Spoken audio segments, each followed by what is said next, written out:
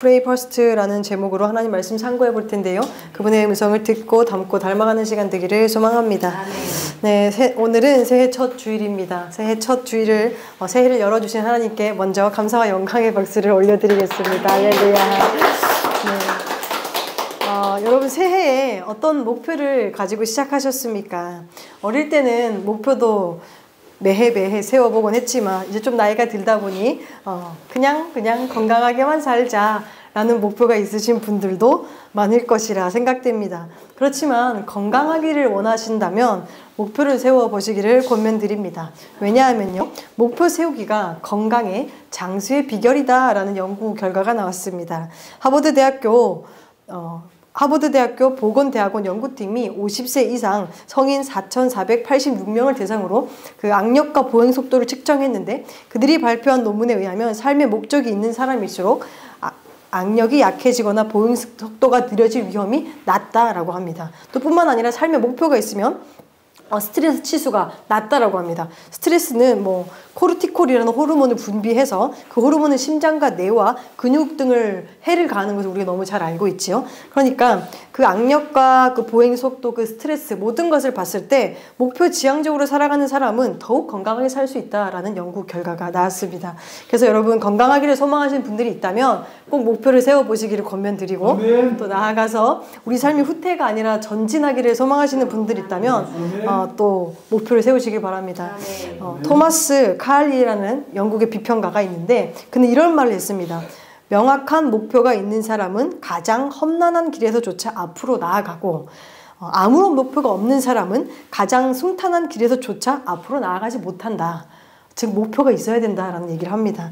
그래서 우리 모두 목표를 가지고 앞으로 나아가는 2025년이 되기를 소망합니다. 그래서 메시지 처치의 2025년 목표, 그 달려가고자 하는 그 표대, 그 표는 오늘의 말씀 제목인 Pray First입니다. 기도가 먼저다, 기도가 우선이다, 기도가 가장 중요하다라는 의미를 가지는 표입니다. 그래서 메시지 처치 성도님들, 이 표는 메시지 처치란 이 공동체를 향한 방향성도 맞지만 메시지 처치가 여러분 한 사람 한 사람이고 또 저이기 때문에 우리 한 사람 한 사람에게 주신 하나님의 방향성이 Pray First라고 받아들이시기를 소원합니다. Pray First라는 표로 우리가 한 해 동안 기도에 대해서도 많이 나눌 테고 기도도 많이 할 텐데요. 그 첫 시작은 오늘 왜 기도해야 될까요? 무엇을 기도해야 될까요? 언제 기도해야 될까요? 이런 아주 기초적인 것들을 본문 말씀, 예레미야 말씀에 입각해서 말씀 상고하려고 합니다. 여러분 기도는 언제 해야 합니까? 먼저 예수님의 이야기를 한 후 본문으로 돌아오려고 합니다. 마가복음 9장은 변화산 사건이라는 것이 있습니다. 한번 말씀 보겠습니다. 2절, 3절 함께 읽기를 원합니다. 읽겠습니다. 엿새 후에 예수께서 베드로와 야고보와 요한을 데리시고 따로 높은 산에 올라가셨더니 그들 앞에서 변형되사 그 옷이 광채가 나며 세상에서 빨래하는 자가 그렇게 희게 할 수 없을 만큼 매우 희어졌더라. 아멘. 예수님은 3명의 제자들과 함께 높은 산에 올라갔고 그곳에서 변형됐기 때문에 이게 변화산이라고 부르는데요. 광채가 났습니다. 그들은 그러니까 지금 보면은 세상에서 빨래하는 자가 그렇게 희게 없을 만큼 희어졌다. 너무 신비한 체험이지 않습니까? 그 신비한 체험을 했습니다. 그 산에서 영적 체험을 했지만 그들은 산에서 살 수는 없기 때문에 그 체험을 한 후 땅으로, 아래로, 산 아래로 내려왔습니다. 그런데 아래에서 내려와서 마주한 현실은 어떤 현실이었을까요? 굉장히 답이 없는 현실이었습니다. 어떤 현실이었냐면요, 어떤 아버지가 귀신 들린 아이를 제자들에게 데려와서 고쳐달라고 했는데 고치지 못했고, 아이는 여전히 귀신 들려 고통당하고 있고 아버지는 여전히 슬퍼하고 있는, 여전히 답 없는 현실을 마주했습니다. 정말 아이러니한 것은 뭐냐면요, 그들은 영적 체험을 하고 내려왔을 뿐 아니라 그들은 어떠냐면요, 마가복음 6장에 보면요 이렇게 있습니다. 이미 귀신을 제어하는 권능을 예수님께 받았습니다. 그리고 6장 13절에 보면은 귀신을 쫓아낸 적도 있습니다. 경험도 있습니다. 그런데 아이러니하게 왜 갑자기 9장에 와서는 귀신을 못 쫓아내서 고통을 당하고 있는 그 문제를 해결하고 있지 못하는 것일까요? 그들이 과거에 성공했던 이 경험이 오히려 걸림돌이 되었기 때문입니다. 그때 그 경험을 의지해서 귀신을 쫓았기 때문에 지금은 쫓지 못하는 것입니다. 처음에는 귀신을 쫓아내기 위해서 예수님을 의지하고 1분 1초로 의지하면 쫓았는데 한 번 해보고 두 번 해보고 되네? 이렇게 하면 되구나. 나도 할 수 있구나. 그냥 예수님 이름으로 선포하면 되구나. 이런 방법론, 그 경험에 의지하게 된 것이죠. 그러다 보니까 예수님 이름으로 선포는 하지만 예수님을 의지하지는 않는 현상이 발현하게 됐고, 그들은 철저히 예수님을 의지하지 못했기 때문에 귀신을 쫓아내지 못하는 현상이 나타나고 말았습니다. 제자들은 그렇게 귀신을 쫓아내지 못하는 고통당하고 있는 아이, 슬퍼하는 아버지를 앞에 두고 무엇을 하고 있었냐면 서기관들과 논쟁을, 변론을 하고 있었습니다. 이것이 우리가 살아가는 현실입니다. 우리는 변화산의 신비한 체험을 가지고 이 세상을 살아가야 됩니다. 근데 세상은 여전히 문제투성이고 여전히 답이 없습니다. 답을 찾아 경험자를 찾아가 보기도 하고요. 누군가 논쟁하고 변론을 해보기도 하죠. 하지만 여전히 해결되지 않는 문제로 우리 눈물이 앞을 가릴 뿐입니다. 답 없는 현실에서 아무런 능력을 발휘하지 못하고 논쟁을 하고 있던 그들에게 예수님께서 뭐라고 말씀하셨냐면요. 마가복음 6장 19절을 보면 한번 읽기를 원합니다. 읽겠습니다. 대답하여 이르시되 믿음이 없는 세대여 내가 얼마나 너희와 함께 있으며 얼마나 너희에게 참으리요 그를 내게로 데려오라 하시니. 아멘. 그들에게 뭐라고 말씀하냐면 믿음이 없다라고 말씀하십니다. 그러면서 그 믿음이 없는 자들에게 답을 알려주십니다. 답을 찾는 방법은 무엇인가? 한 번 더 읽겠습니다. 이르시되 기도 외에 다른 것으로는 이런 유가 나갈 수 없느니라 하시니라. 아멘. 뭐라고 말하나요? 기도가 답이다 라고 말씀하십니다. 경험으로도 답을 찾을 수 없고 슬퍼하고 있다고 답을 찾을 수 없고 논쟁으로도 답을 찾을 수 없다. 기도가 답이다 라고 예수님은 말하고 있습니다. 답 없는 현실을 마주할 때 우리는 기도로 답을 찾아야 합니다. 오늘의 본문 1절에는 답 없는 현실을 마주한 예레미야가 나오고 있습니다. 한번 보겠는데요. 다시 한번 읽겠습니다. 예레미야가 아직 시위대 뜰에 갇혀 있을 때에 여호와의 말씀이 그에게 두 번째로 임하니라. 이르시되 아멘. 예레미야가 지금 시위대 뜰에 갇혀 있다라는 것은요, 감옥에 갇혀 있다라는 뜻입니다. 즉 예레미야는 지금 감옥에 갇혀 있습니다. 어떤 현실입니까? 답 없는 현실입니다.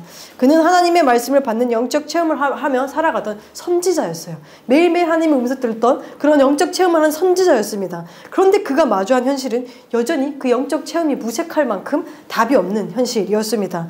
그 답 없는 현실을 마주한 예레미야에게 찾아오셔서 주님 뭐라고 말씀하시냐면요. 3절인데요. 제가 읽겠습니다. 너는 내게 부르짖으라. 내가 네게 응답하겠고 네가 알지 못하는 크고 은밀한 일을 네게 보이리라. 아멘. 답 없는 현실에 있는 예레미야에게 찾아오셔서 부르짖으라 말씀하십니다. 기도는 언제 해야 됩니까? 답 없는 현실을 살아갈 때, 즉 모든 순간 필수적으로 기도가 필요하다라는 것입니다. 제가 신대원에 다닐 때 한 교수님께서 이런 말씀을 하셨는데, 그 교수님은 나는 이 세상에서 짐승처럼 살지 않기 위해서 짐승처럼 부르짖어 기도한다 라고 말했습니다. 그 한 문장이 참 임팩트가 있어서 아직도 기억이 나는데요. 이 기도는 어떤 내용을 담고 있냐면, 우리가 하나님 앞에서 울부짖어 기도하지 못하면, 부르짖어 기도하지 않으면 이 세상은 답 없는 감옥이 되고 나는 거기에 갇힌 짐승처럼 살아가는 것처럼 느껴질 뿐이다 라는 것이지요. 하지만 감옥에서조차 기도하면 그 자리는 감옥이 아니라 그 어디나 하늘나라가 됩니다. 기도하는 나는 감옥도 천국으로 만들 수 있는 능력이 있습니다. 감옥에서는 기도하면 그곳은 하늘나라가 되지만, 너무 좋은 그 모두가 사모하는 그런 펜트하우스에서도 기도하지 않으면 감옥에 갇히게 되지요. 어떤 감옥일까요? 우울의 감옥, 분노의 감옥, 그 걱정의 감옥, 재정의 감옥, 여러 감옥들이 있겠지요. 귀신 들린 아이의 문제, 감옥에 갇힌 문제, 그리고 내가 마주한 이런저런 문제들, 그 답을 찾아가는 길은 기도밖에 없다라고 성경은 기록합니다. 그렇게 우리는 모든 순간 언제나 우선적으로 가장 중요하게 프레이 퍼스트로 나아가야 합니다. 여러분, 우리는 답 없는 현실을 살아가면서 답을 어디에서 찾고 계십니까? 내 주변 사람들의 의견, 온라인의 지식인들, 또는 나의 과거 경험들, 이런 방식으로 답을 찾아간다면요, 결국 답을 찾지 못한 채 슬퍼하며 울며 논쟁하며 걱정할 뿐입니다. 이 모든 것은 기도가 우선되어야 합니다. 프레이 퍼스트를 기억함으로써 우리의 2025년의 시간들 속에 답을 찾아가는 우리 모두가 되기를 소망합니다. 네, 그러면 기도를 언제 해야 하는가? 언제나 해야 된다라는 것에 대해서 묵상해 봤는데요. 그렇다면 무슨 기도를 해야 됩니까? 감옥에 있는 예레미야에게 찾아오셔서 하나님께서 부르짖으라 라고 말씀하셨는데요. 무엇을 부르짖어야 합니까? 여러분 혹시 감옥에 있다면 무엇을 부르짖으시겠습니까? 당연히 네, 감옥에서 나가게 해달라.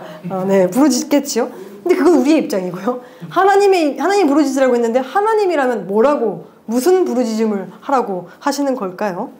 우리 그분의 입장에선 어떤 부르짖음을 기다리실까 한번 생각해 보신 적이 있습니까?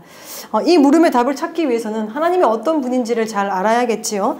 근데 일단 하나님은 옹졸하신 분이 아닙니다. 이게 무슨 말이냐면요, 감옥에서 나가게 해달라고 부르짖는다고 나가게 해주시고 안 부르짖는다고 가둬두시고 그런 하나님이 아니라는 거예요. 우리는 그런 하나님이 그렇게 생각한다면 하나님은 우리 수준으로, 인간의 수준으로 끌어내리는 것밖에 되지가 않습니다.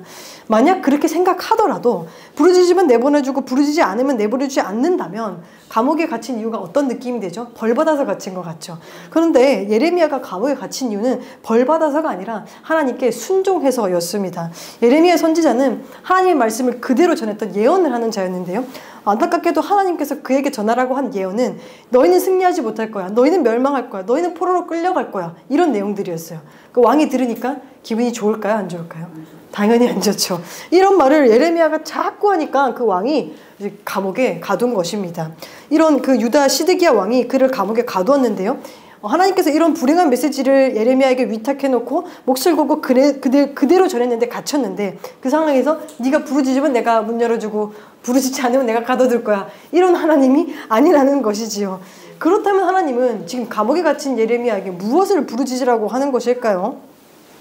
본문 조금 앞에 29장은 이렇게 기록하고 있습니다. 읽겠습니다. 너희가 내게 부르짖으며 내게 와서 기도하며 내가 너희의 기도를 들을 것이요 너희가 온 마음으로 나를 구하면 나를 찾을 것이요 나를 만난다. 이것은 나의 말씀입니다. 나는 너희를 만나셨으며 너희를 포로된 중에서 다시 돌아오게 하되 내가 전사하였던 나라와 모든 곳에서와 상상하지 않던 그곳으로 돌아오게 하리라. 이것은 여호와의 말씀이니라. 아멘.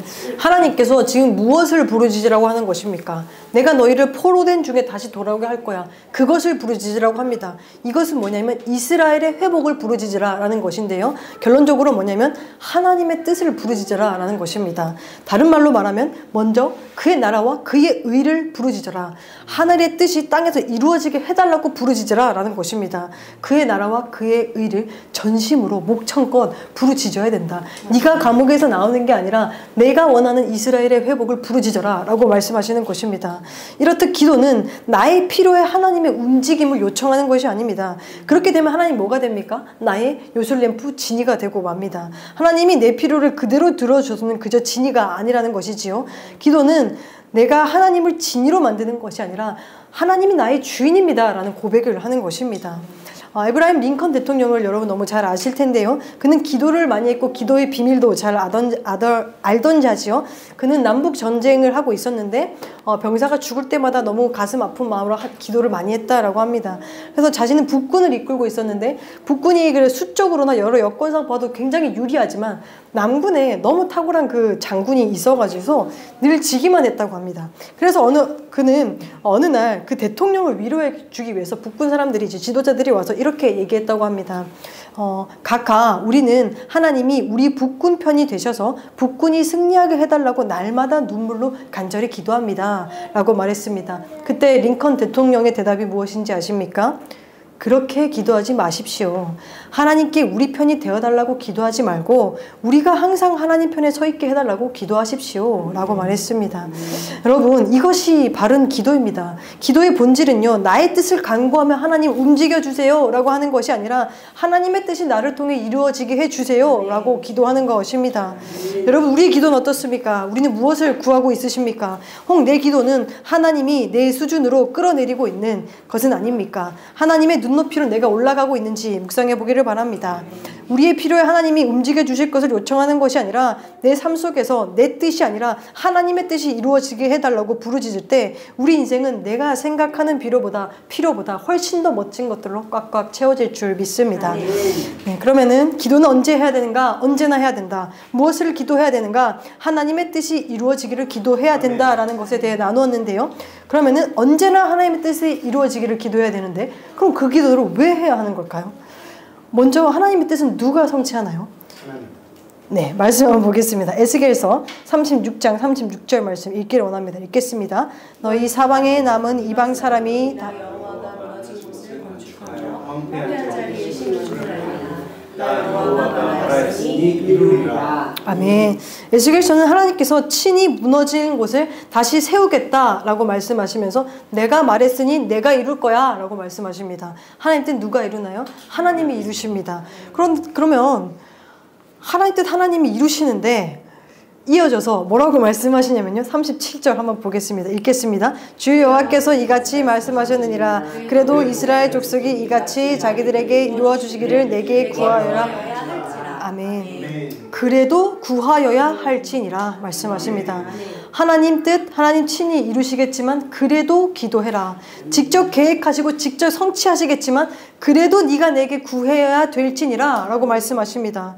예레미야서도 동일한 말씀을 하고 있는 것입니다. 29장 12에서 14절은 어떤 내용입니까? 포로된 중에 다시 돌아오게 하고 회복시켜 주시겠지만 그 앞에 전제 조건을 거십니다. 부르짖으면, 기도하면, 구하면 내가 이룰 거야. 너희가 기도하면 내가 내 뜻 이룰 거야 라고 말씀하시는 것이죠. 근데 왜 이런 전제 조건을 거시는 것일까요? 하나님께 나의 조그마한 중보 기도의 힘이라도 필요한 것일까요?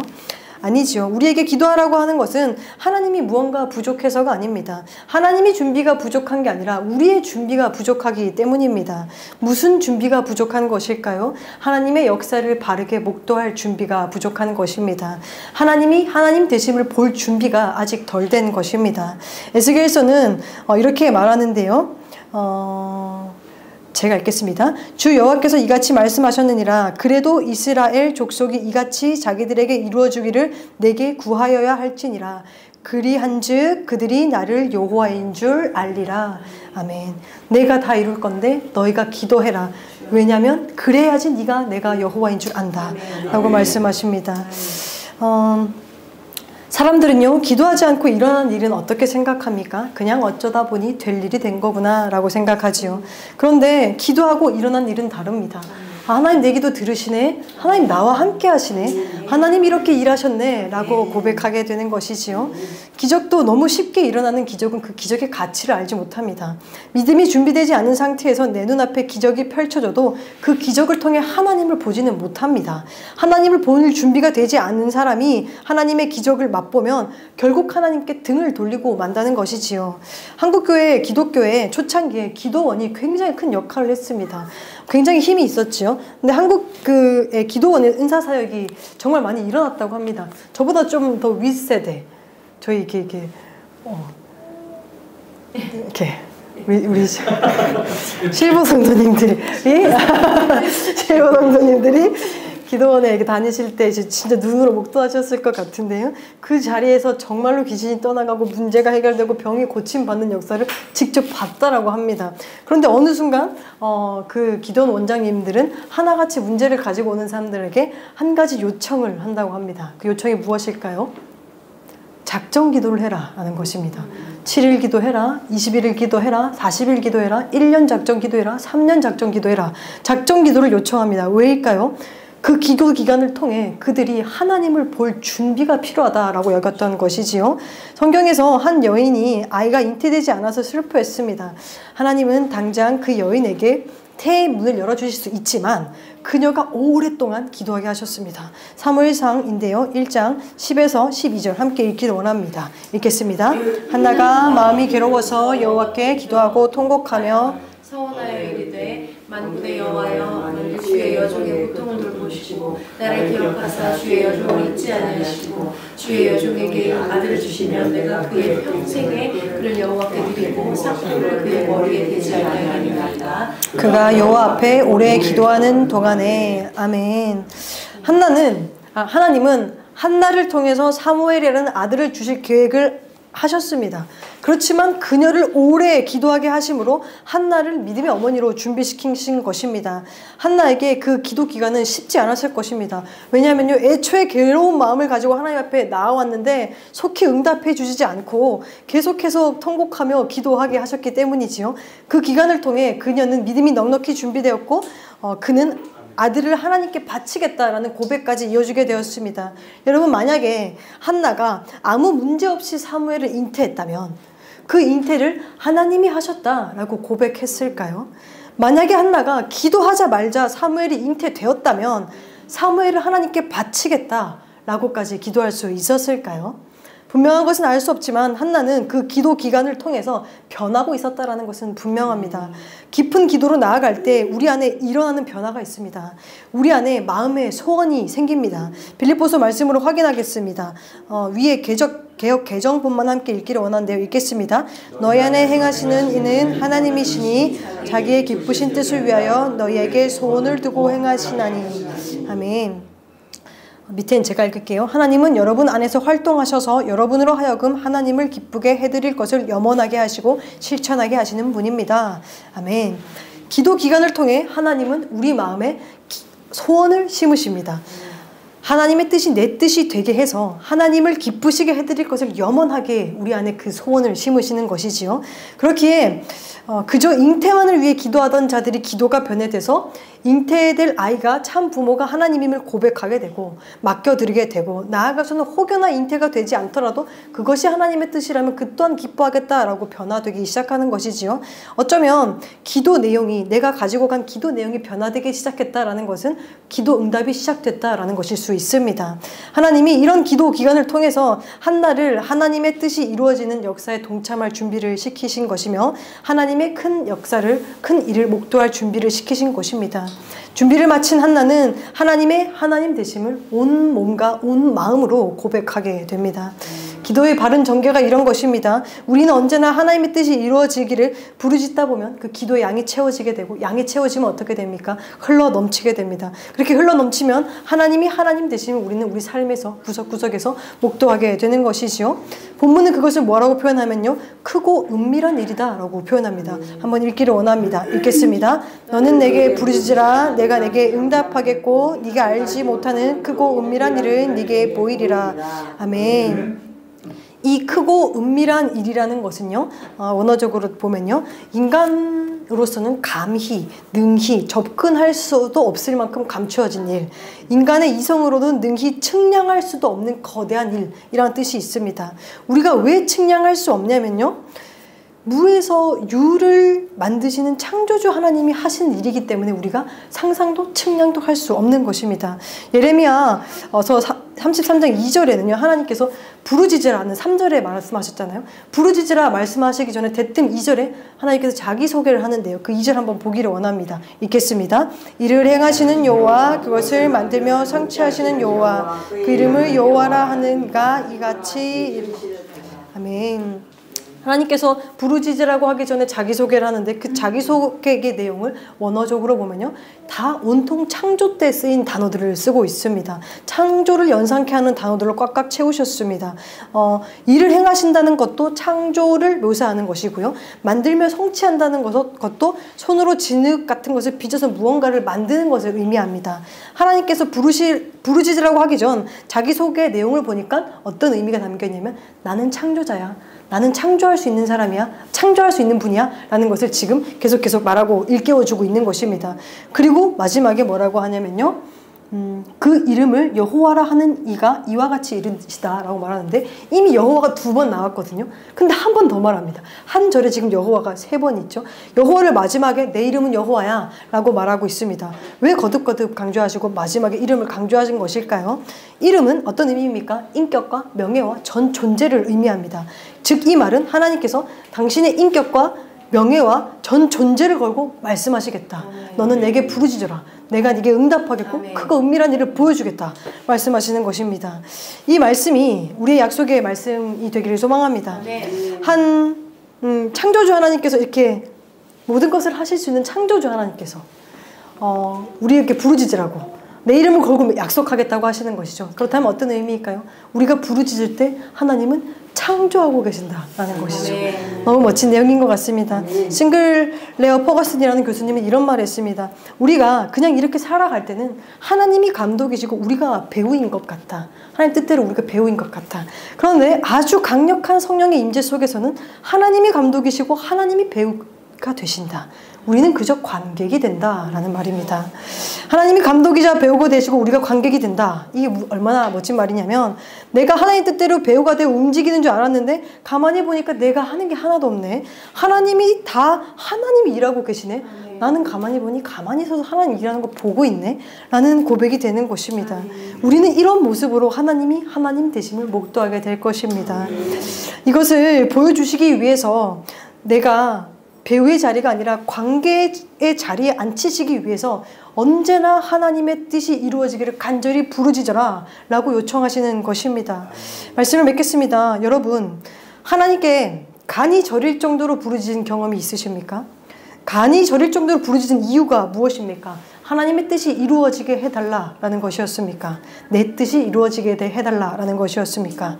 내 삶 속에서 매 순간 매일 언제나 내 뜻이 아닌 하나님의 뜻이 이루어지게 해달라고 간이 저리도록 부르짖고 계십니까? 만약 이 질문들에 예스라고 대답하신다면요, 여러분은 머지않아서 하나님의 하나님 되심을 목도하게 될 줄 믿습니다. 한 예화로 마무리하겠습니다. 영국이 낳은 명장이 있습니다. 영국이 낳은 명장 가운데 찰스 조지 고든이라는 장군이 있었습니다. 그 고든 장군은 기거하는 막사 앞에는 매일 아침 하얀 손수건, 작은 하얀 손수건 한 장이 걸렸다라고 합니다. 병사들은 그 손수건에 걸려있는 시간 동안에는 어떤 메시지든, 아무리 긴급한 메시지라도 그 손수건이 내려질 때까지 그곳에 들어가지 못했다라고 합니다. 그 시간은 무슨 시간이었을까요? 모든 군사들이 어떤 메시지도 전하지 못했던 그 시간은 무슨 시간이었을까요? 네, 맞습니다. 그 하얀 손수건의 한 시간은 고든 장군이 하나님께 기도하는 시간이었습니다. 적이 언제 쳐들어올지 모르는 싸움터에서도 쉼을 가질 수 있는 휴가 기간에도 언제나 내걸려 있던 하얀 손수건, 그것이 그의 삶을 이끄는 비결이었습니다. 우리도 올 한 해 날마다 고든 장군처럼 하얀 손수건을 내걸고 바른 기도로 하나님께 나아가길 소망합니다. 여러분, 올해 많은 목표가 있겠지만요, 이렇게 하얀 손수건 한 장 걸고 하나님 앞에 나아가겠다라는 그런 신앙의 여러 목표들을 구체적으로 세우시고 실천함으로 올 한 해 그 어느 해보다 하나님의 크고 놀라운 일을 목도하는 우리 모두가 되기를 주님의 이름으로 축원합니다.